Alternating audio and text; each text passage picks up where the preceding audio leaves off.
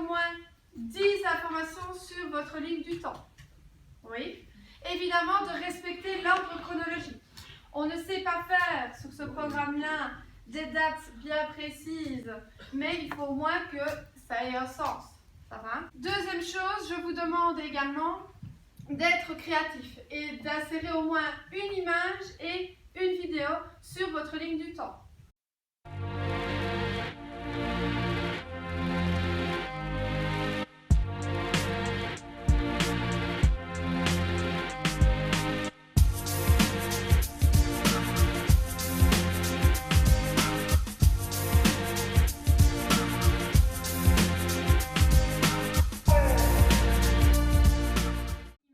On clique sur icône image et là on choisit. Oh ben je vais mettre une photo.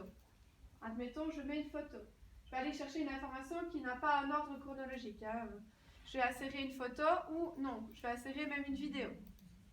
Je vais aller remettre une vidéo et tiens, la vidéo que j'avais remise l'autre fois, par exemple, je veux parler des moyens de communication de façon générale. Je vais aller chercher une vidéo. Donc j'ai utilisé cette application par rapport au cours d'éducation par la technologie. Je voulais faire un cours sur la communication et j'avais envie de créer avec les élèves une ligne du temps, mais je ne voulais pas faire quelque chose de banal sur une feuille. Et c'est là qu'un collègue m'a donné l'idée donc d'utiliser ce programme Thinkling qui est très facile à utiliser et qui permet aux élèves de créer une ligne du temps plus ludique et plus créative que dans la nordique. Ça a permis aux élèves d'ouvrir leur créativité. Puis ça a permis aux élèves d'utiliser un moteur de recherche, de créer eux-mêmes donc leur ligne du temps en insérant des vidéos, en insérant des images. Donc ils ont dû utiliser pas mal de compétences qu'ils avaient ou qu'ils ont découvert à ce moment-là. Donc voilà, moi je trouve que c'est un tout et ça a même permis de faire, de faire en lien de faire des liens avec le cours d'histoire, avec le cours d'anglais.